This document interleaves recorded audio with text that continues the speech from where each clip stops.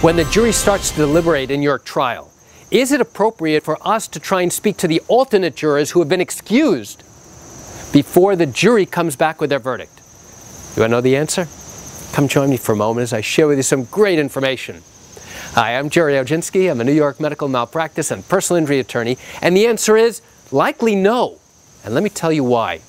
When your case goes to trial, now you've been on trial for days, maybe weeks, maybe months, and now the 6 members of the community who have said that they can sit in judgment are now ready to go back and start deliberating to reach a verdict on your case, to decide whether you are more likely right than wrong that what you are claiming is true.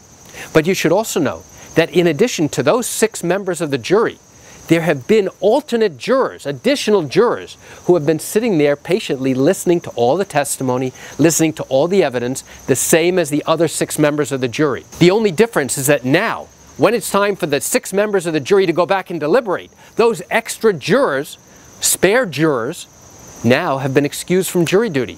The judge has thanked them for their service, and because they have not replaced any of the other members of the jury who are no longer able to continue, now they are free to go home. Is there any point to us talking to those people to get their thoughts and opinions about what they thought and what they think the jury is going to do when they go back and deliberate? I will tell you there are many attorneys who believe, yes, it's important to talk to the alternate jurors. I'm going to suggest just the opposite, and I'll tell you why. I think it's totally inappropriate and in fact is a waste of our time. You want to know why? Because throughout the duration of the trial, the judge has told all the members of the jury, the 6 members of the jury plus the alternates, it might be 2 or 3 additional jurors, at no time are you to discuss this case amongst yourselves or with anybody else. That means they haven't shared any ideas. They haven't shared their thoughts or opinions or listened yet to the judge's instructions on the law. And they haven't been participating in any discussions in the jury room. If we are to talk to these alternate jurors afterwards, before the jury has come back with a decision, guess what? We're only getting one person's opinion. We're not getting the collective jury's opinion. And by the way, they haven't had the benefit of participating in jury deliberations. So those thoughts and opinions might be interesting, but they're not going to really have any effect. And even if they do favor you, it doesn't mean anything. Even if they don't favor you, it doesn't mean anything. So why do I share this interesting information with you?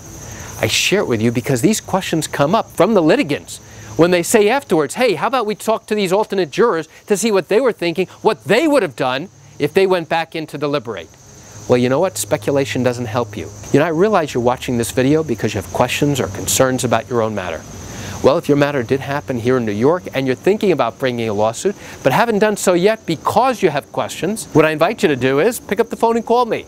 I can answer your legal questions. You know, I answer questions like yours every single day, and I'd love to chat with you. You can reach me at 516-487-8207 or by email at Gerry, G-E-R-R-Y, at oginski-law.com. That's it for today's video. I'm Gerry Oginski. Have a wonderful day.